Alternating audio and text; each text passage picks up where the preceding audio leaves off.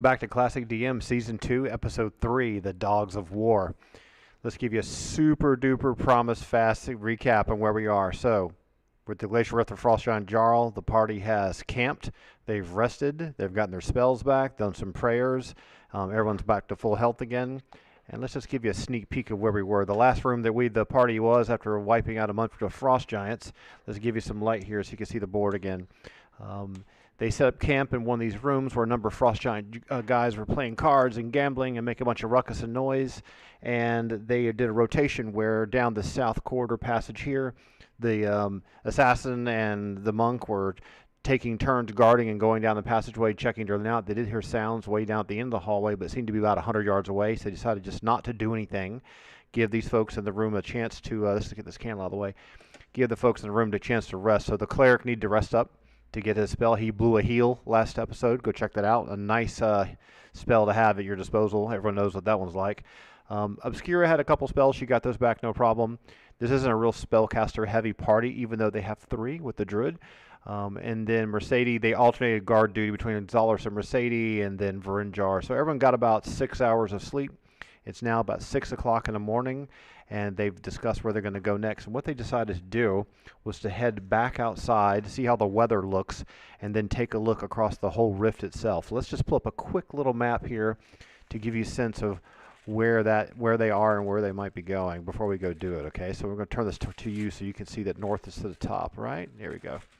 So where we are right now, if you don't remember, is they've worked their way down from the north, down this like upper ledge, which is 250 feet above the floor, and then they worked into this first cavern and those number of caves in here. So they're kind of in this area right here. So instead of taking a passageway that goes all the way down behind, which is this one over here that goes due south, they're going to go back out to this ledge and work their way around this ledge. Now that gives them a chance to see across the valley here if the fog is lifted or it's there's morning lights. They can see what's going on. So let's go ahead and do that, and then we'll get kicking right into gear. No more dilly down around. So as usual, when the temperature changes happen, these caves are a little warmer than the outside, so all the smoke from all the torches is just being drawn and pulled outside. So as the morning comes, things get much, much colder, but the air stops moving. There's not as much wind howling. So everyone's going to form back up again, and what we're going to do as usual is we're going to have the monk and the assassin move forward first. I'm not going to do any kind of roll for them for hiding in shadows. We're just going to assume they're going to be able to do it properly. They're going to snuff all the torches out in the room that they were in. So that anyone who does come in here later that day or the following day isn't immediately greeted with a lot of warm torch light, that it may even look like people have abandoned the place. Now, they also had a series of corpses that were in the corridor here. Frost giant corpses aren't something you go dragging by the shoulders, even with 2 or 3 people. They decided not to waste any time doing that. The party's very confident, and they don't mind leaving a statement behind. And that statement being that somebody's here and they're killing all of you, so don't worry about it, because in these sections of this campaign, they're not really worried about stealth as much. So they're going to all form up. Let's get everyone moved around over here, and we're going to transition over to this next space that you may remember from the last episode. And I'm going to switch them out for you really, really quick, and we'll be right back with that new map, which I've got it ready for you right over here. Let's get this over here before we burst everything into flames. So the very first chamber that they entered is coming back, so we're kind of backtracking to get back out to the ledge, and I'll readjust the camera for you as well so you can see good.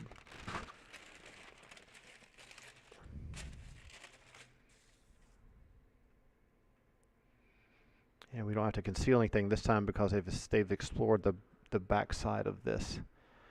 So let's go pop the camera out just a little bit and give you a little bit better view of what we're looking at here. And we'll do this way like this. Pull this down a little bit.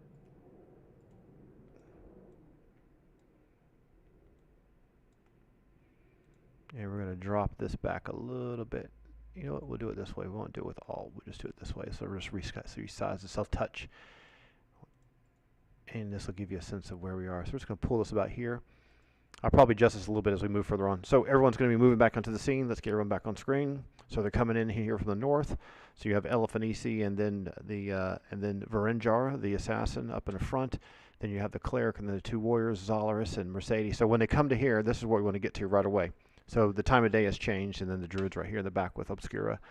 So the time of day has changed. It's about 8 o'clock in the morning, and unlike the last few nights and when they've been here, the weather is extremely quiet and very, very still. There's just a little bit of snow falling, super silent. There's no howling wind gusting through the area.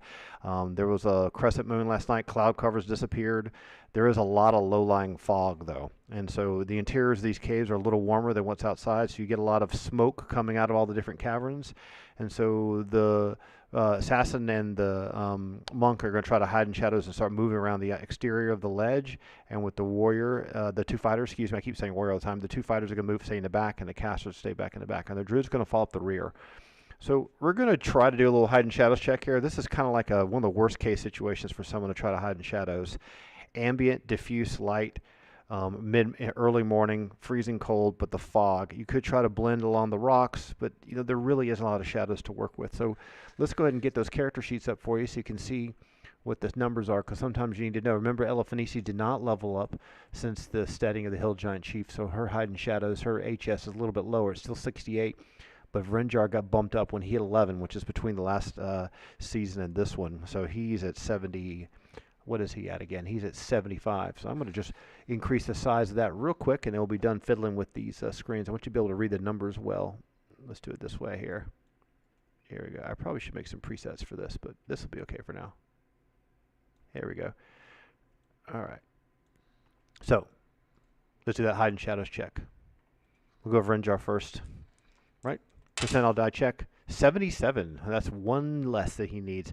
I'm not going to do a move silently check because this is an exterior environment. There's enough sounds of ice cracking and water dripping and snow hitting the ground that you don't really need to worry about move silently when you know what you're doing when you're a low level assassin. It's not like he's trying to sneak up on someone from behind.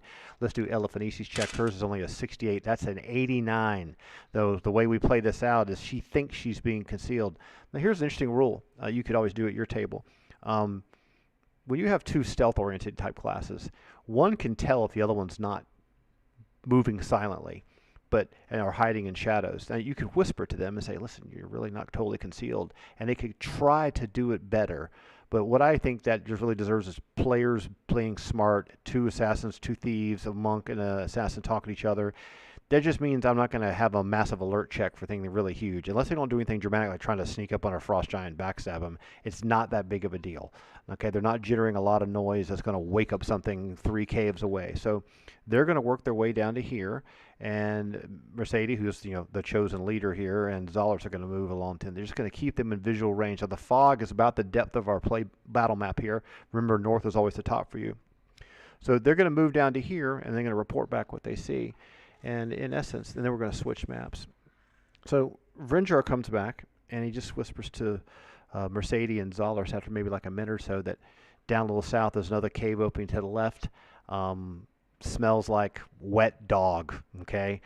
Probably maybe wolves, maybe winter wolves, could be dire wolves, something of that nature. It's definitely a den of some sorts. You can smell droppings, all kinds of nastiness. So then Eliphanisi comes back as well, and she says, most definitely winter wolf. So that draws the attention of our druid. And so Mercedes like, okay, why don't you two start heading ahead? And she starts getting ready to say her plan. So the moment she starts trying to talk about what she's bossing everyone to do, the druid wants to jump in and say something. She says, listen, if there's winter wolves, we could befriend them and use them to our advantage. They could be allies. I can find out from them what's going on. Eliphanisi and I go down there and talk to them. So we're going to do a charisma check here because it's a leadership decision. So this is one of the situations where players at the table, their personalities might come into play, but what we want to do here is we're going to have a charisma check of Mercedes' plan of go forward, send the stealthers to get in position to kill everything versus the druid's idea of let's be smart about this and see if we can get some information from the animals that may tip us off to more detail. So how are we going to do that? So I'm going to roll a d20 for each character. It's 17 charisma for Mercedes, and it's 15 charisma for the druid. Now, what are you rolling for? What we're doing here is we're trying to see, do you really, really believe what you're saying? Okay, there is no leadership check. This isn't like Traveler or something like that. We just throw 2d6 against your UPP profile. So what we're going to do Mercedes first. Okay, a 15. That's pretty close, and a 5. Another thing we could do statistically is you could say who did the roll better. But what I'm going to basically say, we like to rule these leadership decisions, is that Mercedes confident in her decision, and the Druid is confident in her decision as well. And a lot of times what I've done is I brought in another character as a tiebreaker. But what I'm going to start doing to advance their relationship a little bit further is how well you did it. So in this situation, the Druid is 5 under her, is 10 lower than her check, and Mercedes only 7 others. So that means she's actually able to convince her, listen, trust me on this, give me a chance. Eliphanesi can speak to animals, I can charm animals, we can take care of this and find out what's going on without having to kick down the door. And so she can phrase it in a way that doesn't insult Mercedes' leadership, confidence, or ego. So she agrees. So the warriors are going to stay back. And what's going to happen is Vrindar is going to remain hidden in shadows here, and the Druid and Eliphanesi are going to zip down here. Now, to keep this fair, I got to switch maps, and we're trying to switch maps a lot, but we're going to play out the sequence with these kids down here before the rest of the party comes zooming down the hill. So we're going to switch maps real quick. Now, once again, if you don't remember, we're at where'd my cool marker go? Here we go. This here is a 250-foot drop. Okay, it's 250 feet. To get all the way down to this lower area here, which is a massive frozen lake. So this is just a ledge. This is like a 10-foot wide frozen ledge, and it's sloping down. So imagine you with your boots on or something, trying to go down the hill, carrying some gear, wearing armor, whatever. For the monk, it's not that big of a deal, and for the assassin, it's not that heavy of a deal either. But you've got weapons hanging from your chains, on your scabbards, all this kind of stuff. You got a shield on some characters like Atola. You would be worried about slipping in a parking lot of a grocery store. So they need to move slow. So because of the natural environment, they're already moving slow in the first place. Now, while I'm talking about that, we're going to go ahead and switch this map real quick, and then we'll do the next sequence here with the Druid and Eliphanesi, the monk. And then I'll get this chicken scratch off there too, so don't worry about that. So having the glasses, sometimes if you notice I do, I've got basically a kind of a battle map, which is just permanent marker drawn on white marker board, just a $7 cheapo marker board. I probably get a bigger one because some of these maps get really huge, especially when we get down to D3. Oh my goodness, that'll be a real fun one. And I'm also going to, I've done something kind of bad here, haven't I? I've done a big DM no-no, haven't I? So I've kind of revealed too much information for you. So you didn't see that, right? You didn't see that. So this is what they're going to see. Let's get these characters back on screen. And as I was saying, I put glass on top of it, and that gives me a chance to, you can draw and articulate and do confusing sketches on top of the battle map without ruining the map that's below, not having to hear the sound of crinkling paper all the time. So Eliphanesi and the Druid and Vrindar is going to be here. The other characters are off screen, and they're going to come into here. So the first thing we're going to do, we are actually going to do a hide and shadows check for Eliphanesi, and that's a percentile dot check against her stat. We're going to do move silently and hide in shadows. So I'm going to give her a little bit of a penalty on this. I know it sounds kind of unfair, but the reason why I'm going to give her a little bit of a penalty is because of the time of day. Okay, it's just really diffuse lighting, but this cavern is dark, so she can make the check outside. Once she slips in, she'll be okay. So she's 68 to hide in shadows, correct? Okay, 54. That's easy. Move silently. So moving silently for her is, what's her MS? 83 or something like that? 57. So she's done a great job. So she's hidden in shadows, and she can move into here. The Druid can pass without trace. Now, technically, that means the Druid could run through the forest and you couldn't track her. The way I like to use that is, as long as she's moving carefully and talks and is careful about her movement, she doesn't make any noise. She doesn't leave any traces of where she is. So she's going to get to here, but she's not concealed. So if she sticks her head around the corner, if there's something in here, they would see her. So Eliphanesi is completely concealed, and she's going to go scout this area out. And you've got this slopes down into this large cavern, a frozen ice cavern. And here's a big, massive pile of stalagmite formations.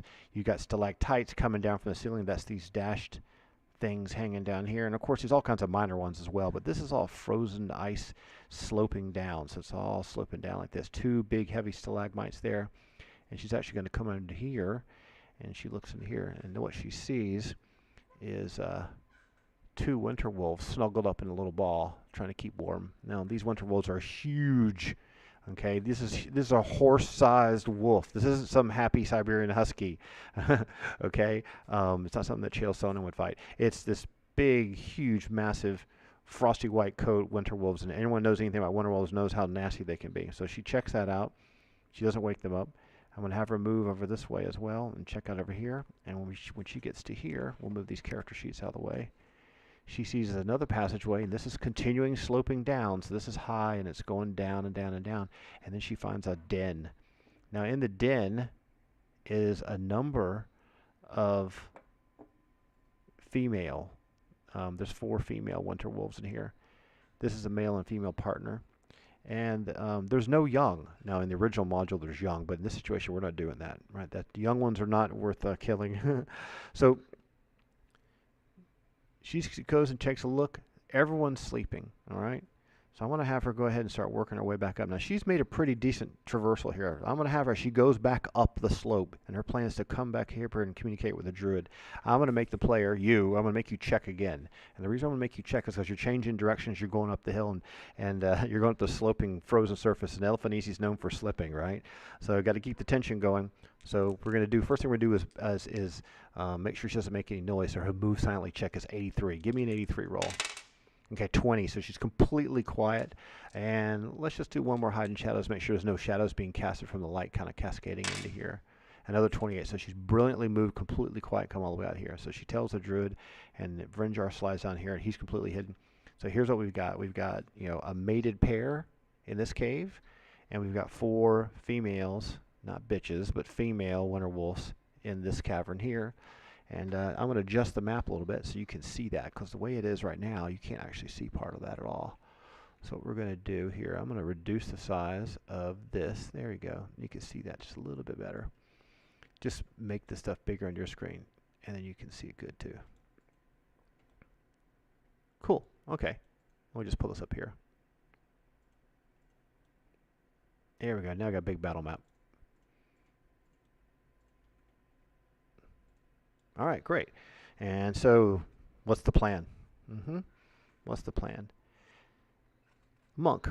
A monk can speak to animals, okay? But a monk isn't an ambassador to animals.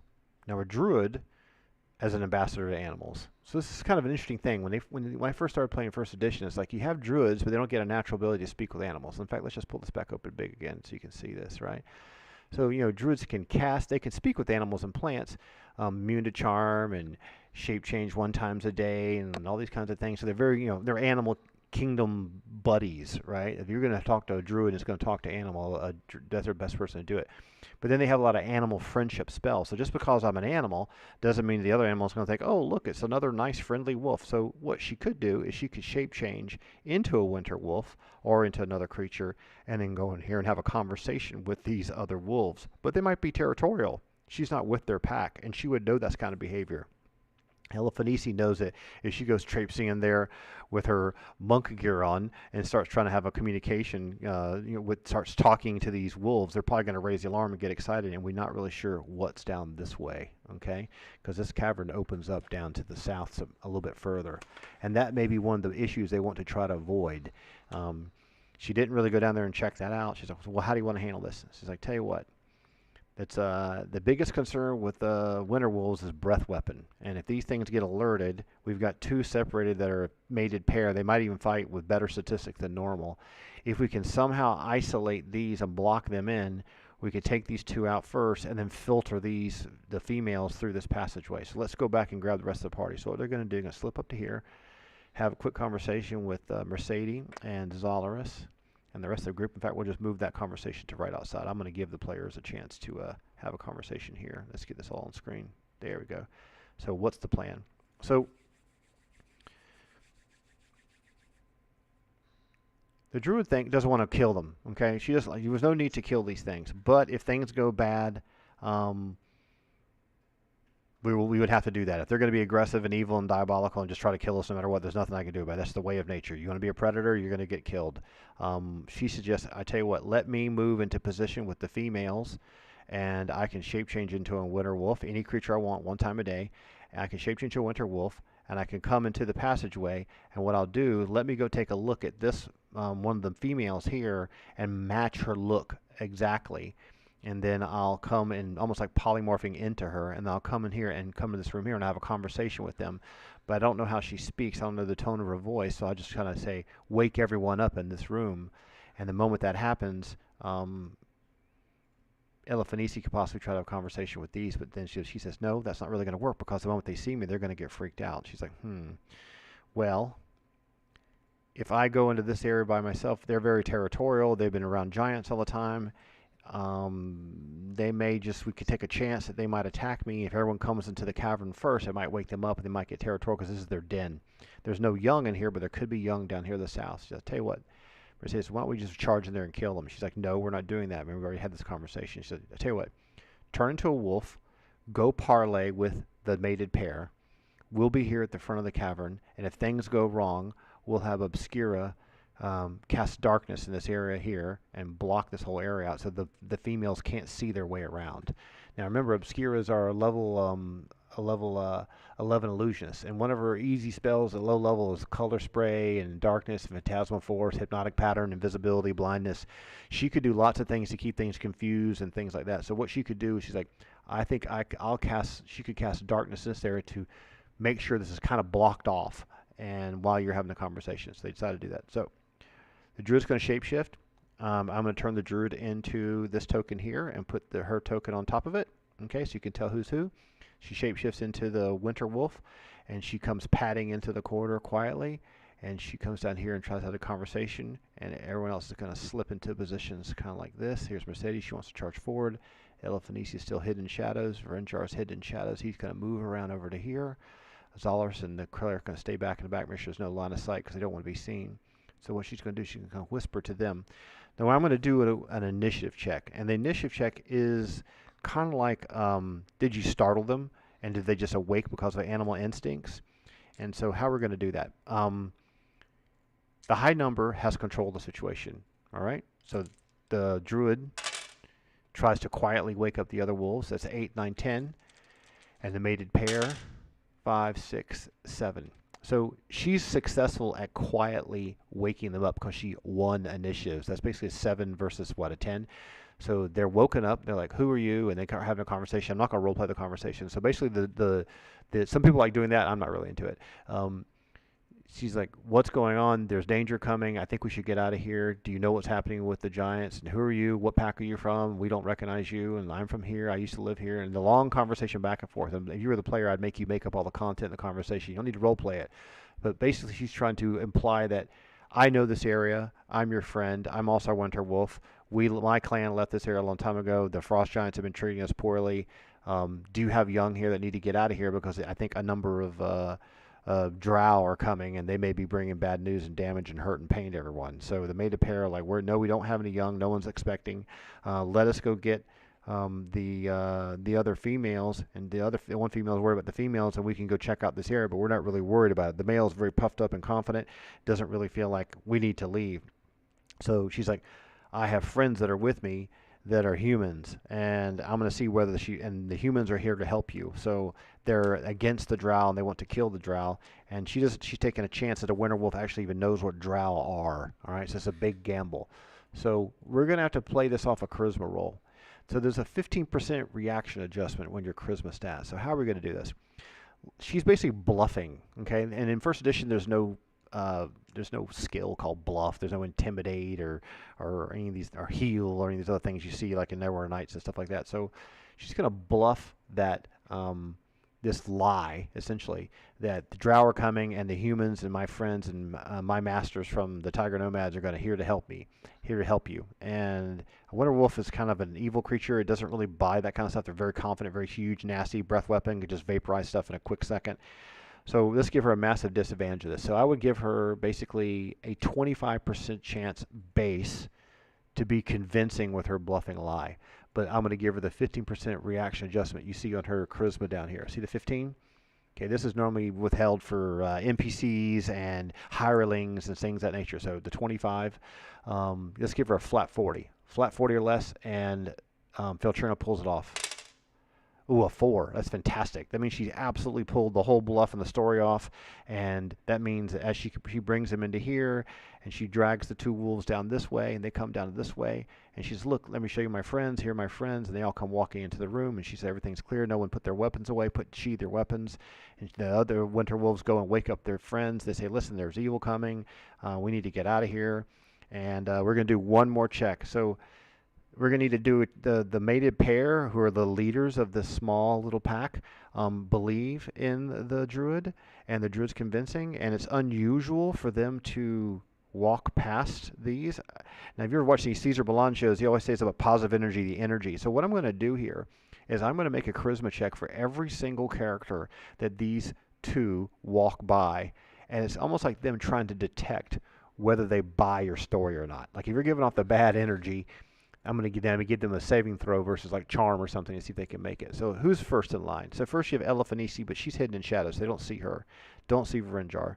First person up is Obscura, and then you have Mercedes. Let's do Mercedes since her sheet's up already. So it's a 17. I'm going to do it as a disadvantage, okay? So D20, 17 or less, right? Means that Mercedes is convincing to control her energy. Okay, 1, that's perfectly done. They have no concern with her. Obscura, her charisma, is much lower. And she's down here at the bottom in the back of the pack. And hers is 16. That's not too bad. No disadvantage for her. A 3, that's great. She's able to maintain her calmness. They traipse right past her. Now we have the Cleric and Zolaris. Let's do the Cleric next since he's on the right on the way out the door. And his is 15. Good looking bunch, huh? At 15 to 2, that's brilliantly done. He maintains his composure, and it's up to Zolaris. And as I remember, Zolaris is not the most influential guy in the world, but he still does pretty good. He's still a handsome fella, right? So it's 14 or less. Last check. A 3. Ooh, that's really, really good. So that means the mated pair buy the whole story and are able to come out to the ledge, and then the rest of the females are going to come out, and I'm going to have the other females do another "Do we believe you" story now that the leaders have kind of started moving past everyone. Do they buy it? Now I'm going to give a bonus to this because before I gave her a 40% chance. I'm going to jack that up to 60, right? Because that means that the leader of the group have believed you, and they walk right past these 4 humans. Remember, they don't see these 2 are completely concealed. So you've got a winter wolf warning you about drow coming. 4 humans that are her friends that she says to trust it. They trust it. The mated pair, alpha and female, leave.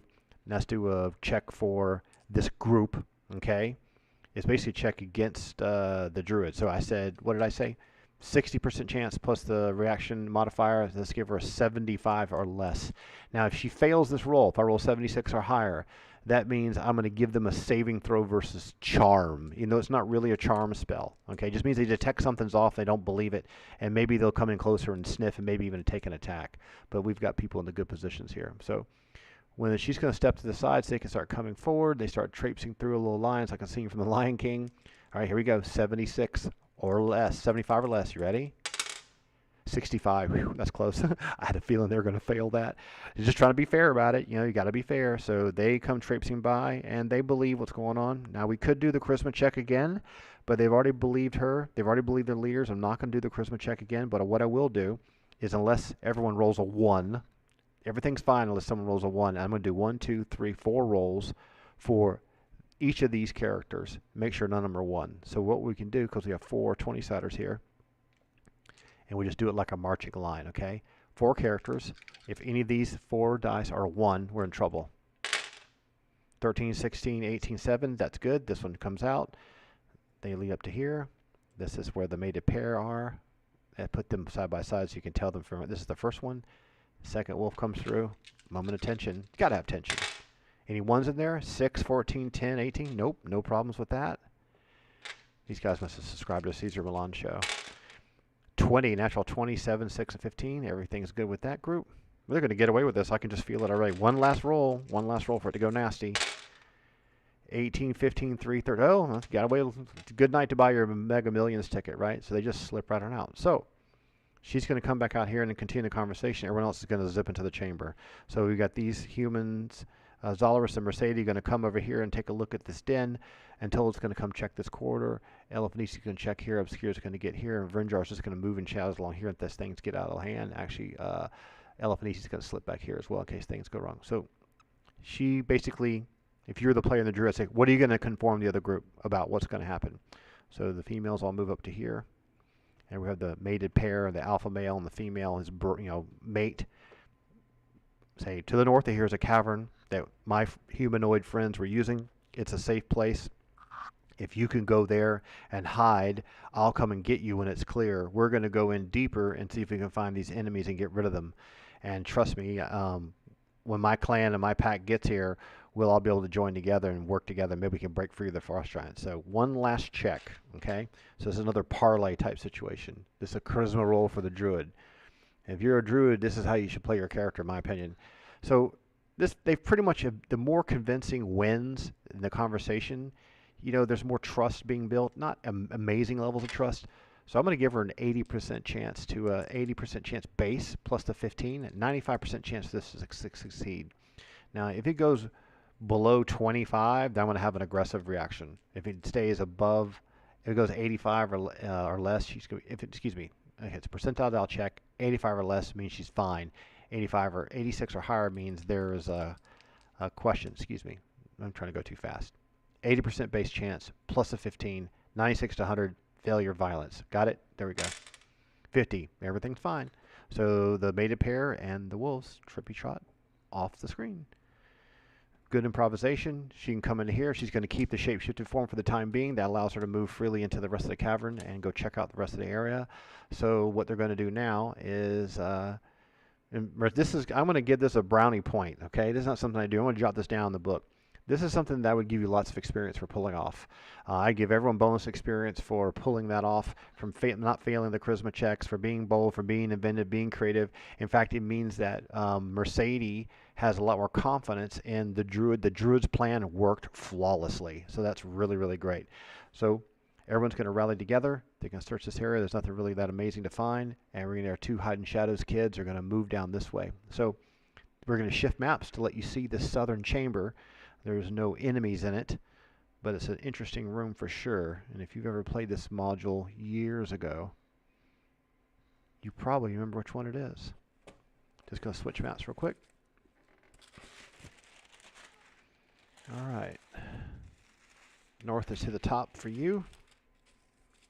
Let's turn that this way. I tell you, we'll try to put this down lower. Here we go. And there's no real need to do the rest of the chamber. And what I'm going to do, I'm going to adjust the camera a little bit for you. I'm just going to zoom in a touch so we can get more detail, because this is going to be a complicated room to deal with. And we'll do this like this. Don't need to see all this.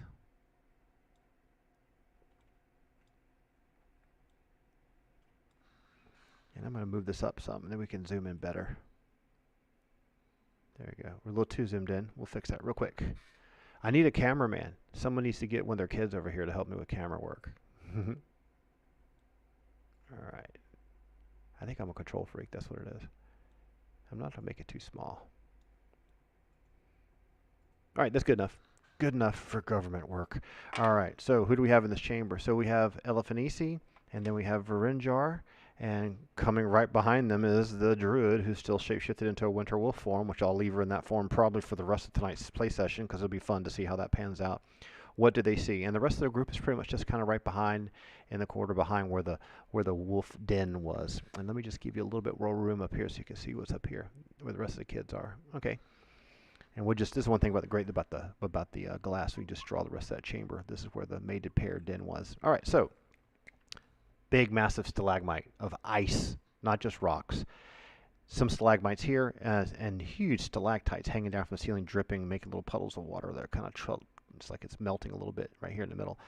So then you've got these massive, huge, frosted blocks of ice with humanoid figures inside of them. And I've changed this up a little bit, so you guys can't cheat who are reading the module ahead of time, but some of the same basic theme. We're keeping true to the basic theme of this room. For you DMs at home, they want to see how I handle this. So once they come in the room, they realize there's really no threat or anything, and the ceiling doesn't look like it's going to cave in if you make a lot of noise. So everyone's able to kind of work their way into the room, and because she's playing a Winter Wolf, she can actually sniff them. So I'm going to have the Druid, if I'm playing the Druid, I say, I'm going to sniff these ice things and find out what's going on with it. So I said, sure, go ahead and do that. Just give me a d20 roll against your intelligence. Okay, this isn't a wisdom check. So for it's a 14 for the Druid. So do them one by one, and I'll tell you what you smell. Okay. So Nate, she's like, this first one. Okay, let me pull my notes out here. So we've got 8 blocks of ice, and we're going to do this counterclockwise to keep it simple. Okay. And I tell you what I'm going to do. I'm going to put a mark on the map like this, for the sake of conversation. And this is 12 o'clock, 3 o'clock, 6 o'clock, 9 o'clock. So if I say this ice block here at 1 o'clock, you know which one I'm talking about. So at 1 o'clock, what do we have here? Let me just double check my notes. You know what these notes look like, right? This is it right here. So inside this one is a dwarf. He's holding a battle axe in his hand, and he has a long case at his feet. The case kind of looks like something you'd have a pool cue in, but not quite as long. So it's almost like a map tube. So have you ever seen a pool cue case for a professional pool player? Kind of looks like this, has a little strap on it. You put your pool cue in it. You actually can't see that because the mouse pulled in too far. Let me just rezoom that. I'll pull that out a notch. There we go. So, and we'll just move that sketch so you can see it better. So it's like a long map tube, but for a map that you would have architectural drawings in. So it's a long tube like this. Let's just do it horizontally. It goes out like this. It's got a little strap. You'd hang it over your back with adjustable buckle, and it's got a little flip cap on it. But this is all encased inside of ice, so it's like a big black leather case. But it's about 18 inches long, which is about the width of this board here. This board is about 18 by 20. So this is only 18 inches long. So that's the first one. So this one here, we're just going to call it a dwarf. Okay. So 1 o'clock is a dwarf, and it's got this map tube, basically, and inside of it. At least that's what it appears to be. Then she can go sniff the next one. So looking at it, that's right on the money for the intelligence check. The second one is an elven character, mangled and chewed up to pieces as if killed by wolves, ironically. And they have another case at their feet as well. So you have a dwarf that has a case at his feet, but he has a battle axe. So you have let's do it like this. Dwarf with an axe and a case. And then you have here's an elf with a case. Okay? And then she goes, checks the next one. Let's see what we got for that one. Let's give us a roll for intelligence check again. 10, that's a fine roll. She'll be able to tell a lot from that. And they're all dead, and so far everything is dead. This is a human that's wearing like a beautifully jeweled belt. So you imagine some fancy boxing belt that has all these jewels and gems all over. It's just encrusted with gems. It's like something you would steal from nobility. As you all know, and if you know your first edition, a lot of times some of those jeweled belts like that could be like a belt of giant strength or something like that. So this is going to be a human. So we're just going to put the letter H for this one, and then we're going to put belt underneath it. That's the object of interest that a player would be keen on. Let's go down to, what's this, 5 or 4 o'clock, and have her sniff this one.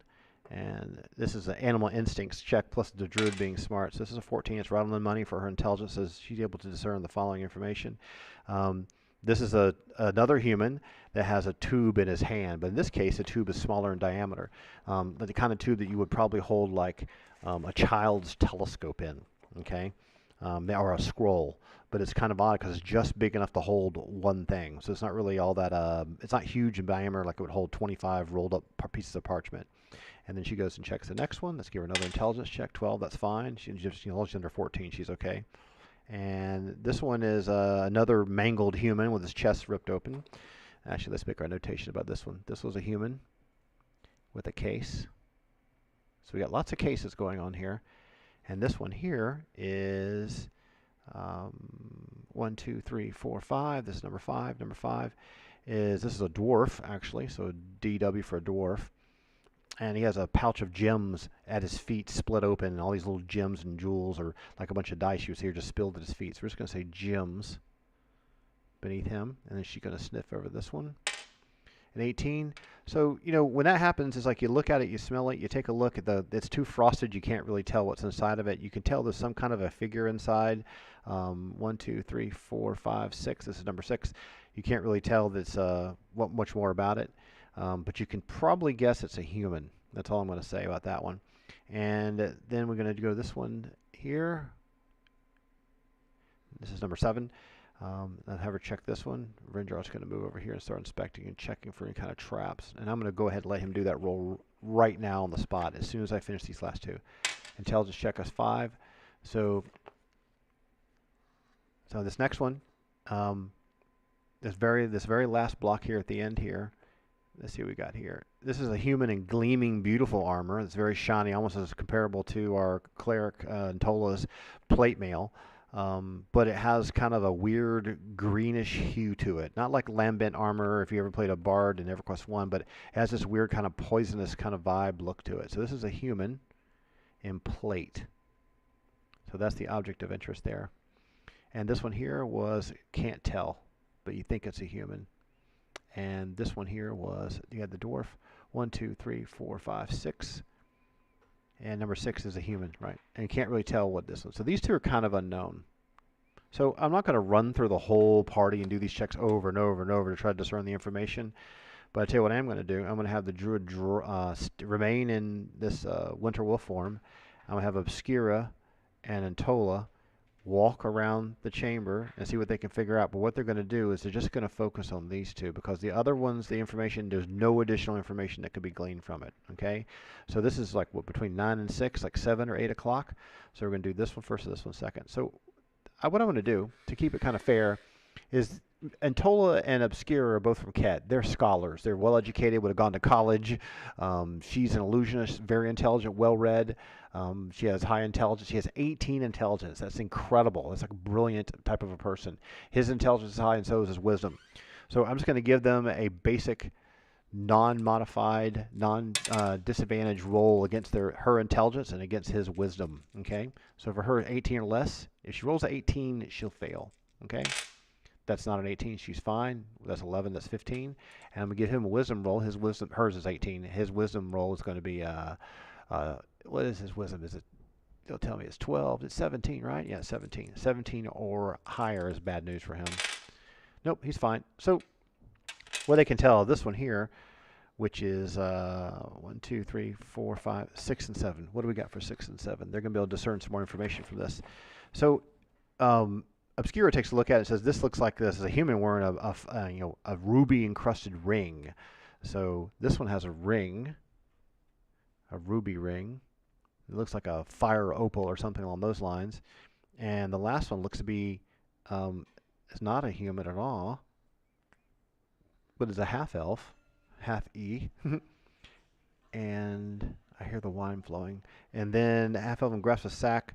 Let's see what we got here. A bunch of silver coins. And the last one's a human in the armor. So looks like you got half elf with coins. So in summary, human in plate, half elf with coins, a human wearing a ring, a dwarf with gems at his feet, a human clutching a case, a small case, like a scroll case, a human wearing a crazy belt, an elf with a case, a dwarf with an axe, and a small case at his feet. So it looks like a number of them have cases. And, you know, when you're in first edition universe in Greyhawk, those are usually maps or scrolls. There's really no major surprise to it. So what does the party want to do about this? So let's have a quick little conference. Let's throw some ideas out. You're playing Obscura, okay? What would you do? What would you suggest? Do you want to try melting these things? These things are big blocks of ice. In fact, in the original module, there's even a piece of artwork. I think it's a Trampier piece of art. Let's see if we can dig it up for you. If you've never seen it, it's some of the old classic pictures in the original modules are just, some of them are really great. Some of them are okay. Let's see if I can find that picture. Do I have it in here? Maybe I don't. Maybe I don't. Maybe I had that page pulled out. Yeah, I think I may have that page pulled out with my copy here. It's one of the other chambers. Okay, anyway, let's get back on track. So you've got this, got a character. Let's see if we can draw right here. You got a character, standing here with the arm out, or maybe the arm's up in the air holding something, and they're like, oh no, I'm dying. Got a shield or helmet on, and here's their feet. And they're inside this, massive block of ice, like it came out of an ice machine. So part of their body may be sticking out of the ice or whatever. So that's all probably like 1.5 foot of ice encasing, this like 8 inches of ice, and it's going to be in all the seams and the clothing. It's going to be probably brittle. Have you ever seen that ridiculous movie Iceman from the 80s or whatever? I think it had Jeff Bridges in it or something like that. I can't remember. Maybe that was Starman. To try to melt this would probably take hours. So I don't think that starting a fire near each individual, this is Obscura here, each individual anything is a great way to melt this. She's like, but it would be the best way to ensure that there's no damage to anything. She said these map cases, you could probably chisel out the bottom of the block and melt it away with a warm dagger and just pull just the map case out. But with things like the ring, you're going to have to kind of get to the hand, and you're going to have to pull the whole hand. It might be dismembered. So that's what she suggests. I suggest we get a fire going, heat up a dagger, and use a dagger and a hammer and just chisel away just the section. You want to try to pull these items from it if you want to get them, if you're interested in those. you know, these maps, they could be useful. If there's maps in these things, if there's scrolls, yeah, they might be useful too. The armor, I'm not too keen on that. It'll probably be heavily damaged. Let's see what Antola thinks. Well, you know, the armor, it doesn't really look like something we need. No one needs armor. We don't really want to worry about armor. It doesn't look like that character has anything on him. The ring, he's interested in the ring. The gems, he's not interested in that. The human case is probably a scroll. The case over here in the belt, that might be really useful. So he says, why don't we try this one first? We'll start with the one with the belt. It's the most difficult one. So, but we need some kind of way to get some fire going. So the druid's like, you know, if you want me to, I'll tell you what we could do. I could, there's a few things I could do. I could cast pyrotechnics. And everyone's like, oh, wait a minute, wait. What are you talking about? I said, well, let me just explain it to you real quick. Let me just pull up my core rulebook here real quick. This will just take me a second. There we go. We all know this one, don't we? And we're just going to go down here to...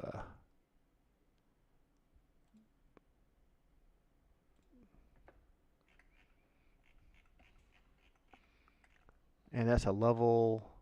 What's the level on that one? Pyrotechnics is level 3 next to neutralize poison. So this is zip down to level 3. Cleric stuff. What do we got here? 2, 3. There's 3.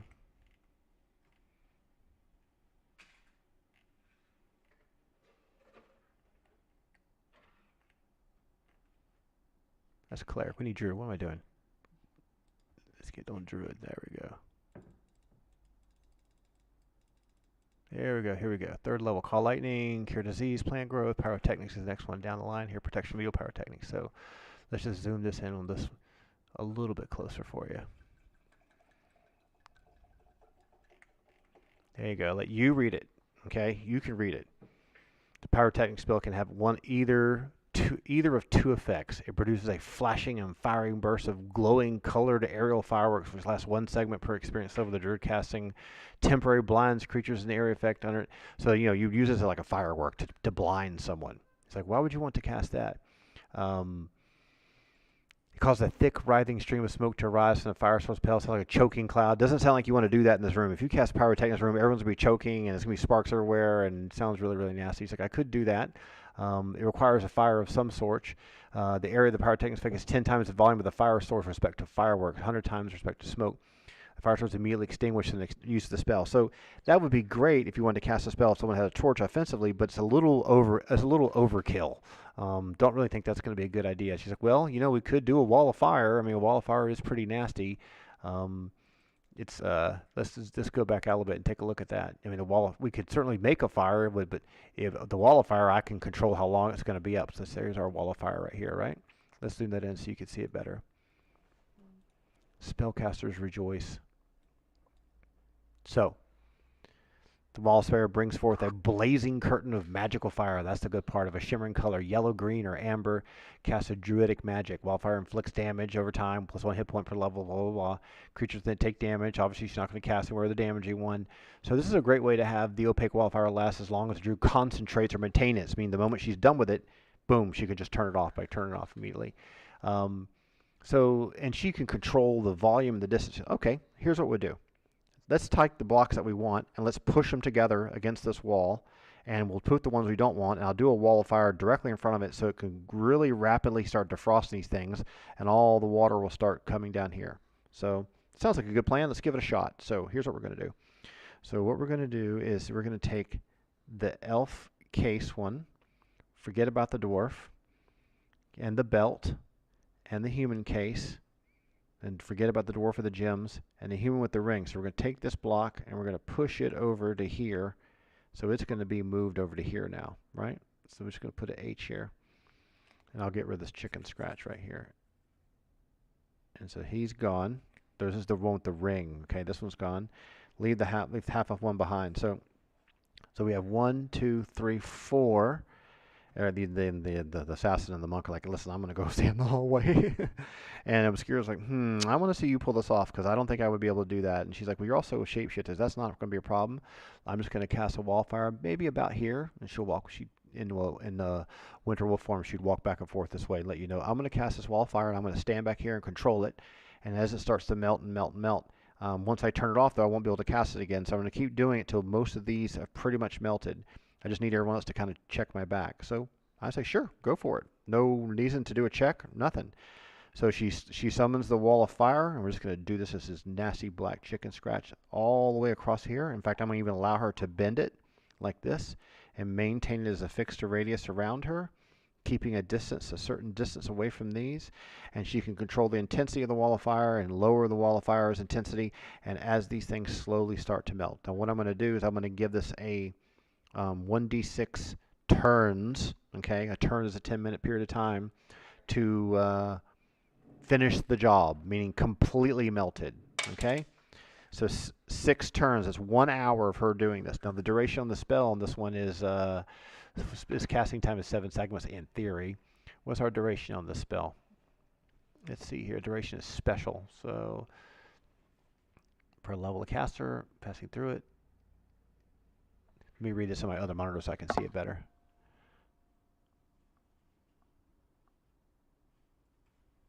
Okay, the opaque wall of fire. This is in the middle, right about here. Okay, here you go.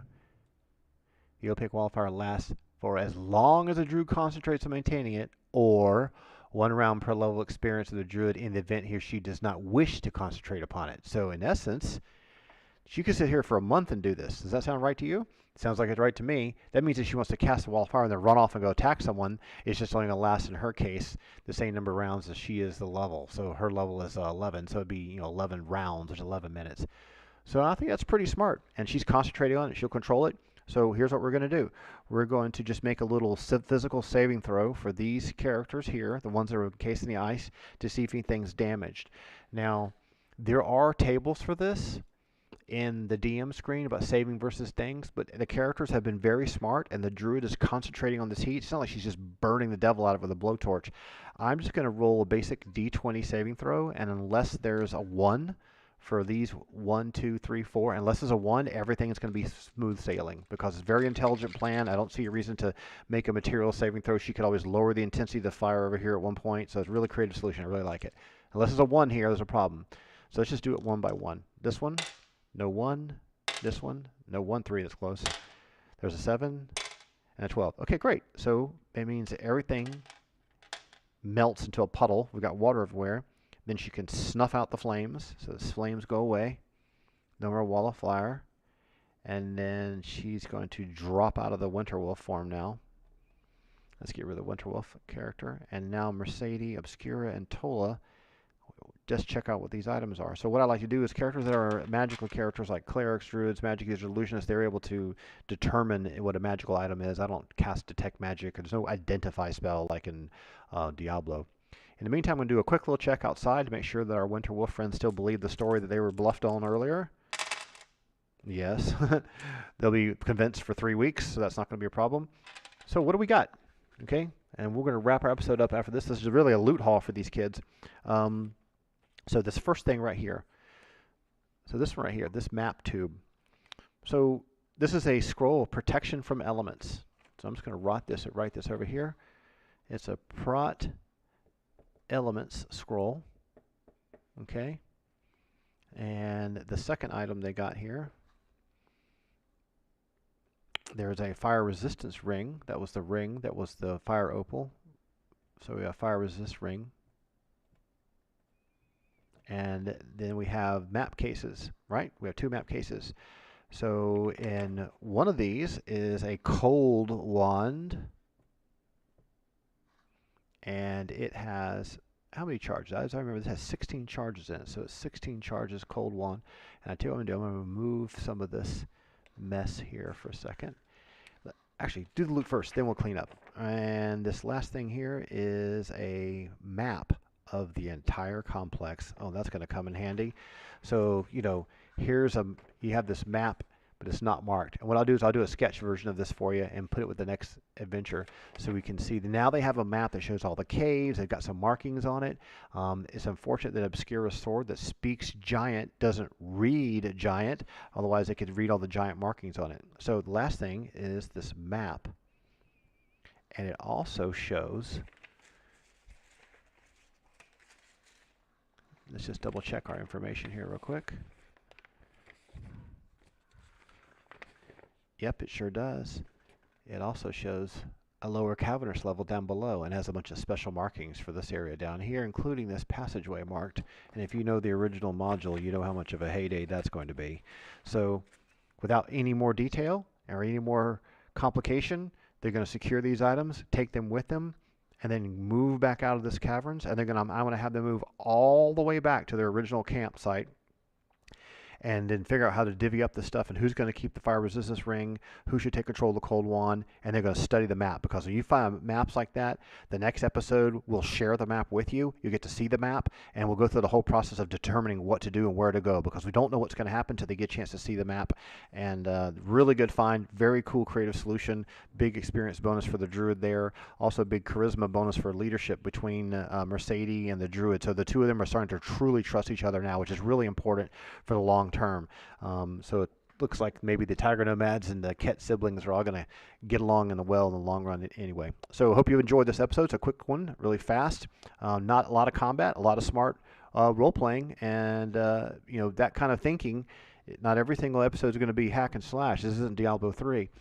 For me personally, my personal opinion on some of the stuff is that the whole Winter Wolf thing, I didn't think there was any way that they were going to make these saves. There's just no way. I just knew someone was going to get a 1, because once one of those Winter Wolves went nuts, the other ones just aggressively jump all over it. They got really, really, really lucky with that. That was very inventive. The Wall of Fire thing, it's been a long time since I played a Druid, and I used to think the Pyrotechnics did something different, so now I remember what that does. And it's always fun to refresh your memory on stuff you haven't seen since you were 13 years old and 40 years ago. So that's it for tonight's episode. If you have any feedback, these things are going to be on YouTube. Watch them, like them, share them with your buddies, especially all the Facebook groups. I'm pretty active in all the First Edition and the Dungeon Masters and the Greyhawk Facebook groups. If you got ideas and things that you're doing in your projects, I love to see those creative things too. In fact, a fellow the other day was posting some narrative storyline elements that he wrote for each one of his new maps he made, which I thought was really well done. Some folks have some miniature Kickstarters, so it's a really cool community. I'm going to be more active in that community and try to share stuff as well. So if you see pictures of tokens and 20s next to them, you know it's me. And so share it with your friends. And if you guys like it or have more feedback or have requests and stuff like that, just communicate and we'll let you know how it goes. Hope you had fun watching this episode. Have a great evening, and we'll see you again later this week, maybe this weekend. Take care.